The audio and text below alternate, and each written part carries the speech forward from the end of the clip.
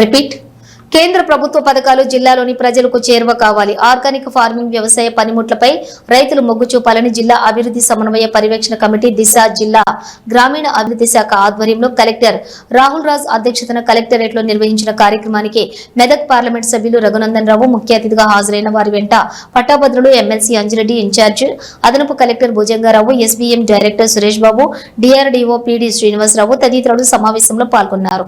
ఈ సందర్భంగా ఎంపీ మాట్లాడుతూ కేంద్ర ప్రభుత్వ పథకాలు జిల్లాలో ప్రజలకు అందజేయడంలో అధికారులు చిత్తశుద్ధితో వ్యవహరించాలని ప్రతి పథకానికి సంబంధించి విస్తృత ప్రచారం కల్పించి ప్రజల్లో అవగాహన పెంపొందించాలని, పథకాలు అందేలా చూడాలని అన్నారు. ఈ కార్యక్రమంలో వివిధ దేశాల వివిధ శాఖల అధికారులు తదితరులు పాల్గొన్నారు.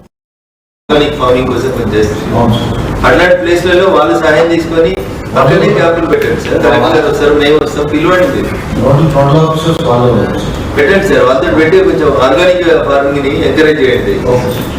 ప్రతి మండలంలో ఒక 10 మంది రైతులు, ఊరికి ఒకరు ఇద్దరు పెద్ద రైతులు ఉంటారు కదా, ఎవరైనా ఎంకరేజ్ చేస్తే వాళ్ళని చూసి ఇంకా మిగతా వాళ్ళు నేర్చుకుంటారు.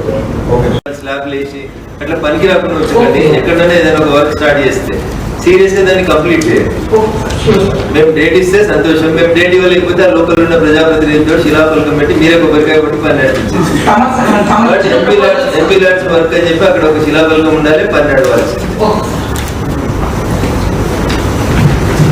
ఎంకరేజ్ చేస్తే రైతులకు లాభాలు వస్తాయి. చూడండి, ఫార్మ్ మెకనైజేషన్ కింద ఏమైనా ప్రోగ్రెస్ ఉందా? గత ప్రభుత్వం ఈ పైసలన్నింటినీ తీసుకుని రైతు బంధు, రైతు బీమాకు డైవర్ట్ చేసింది.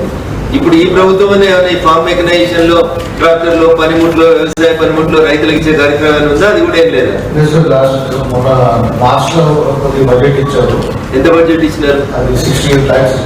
ఏం చేశారు? 68 లక్షలు. అది ఎవరు కూడా టైం లేకుండా సార్, టైం లేనందుకు ఒక ఇంప్లిమెంట్ కూడా సో డబ్బులు ల్యాబ్స్ చేసి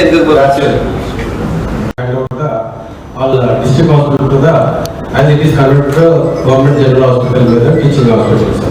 So previously it was the 100-bed strength, sir. That is a general hospital. So previously TVP district hospital with 100-bed strength and MCH with 120 strength, sir. That is maternal and children. So both are together worked run by TVP. So now it is converted to government general hospital. We handed over.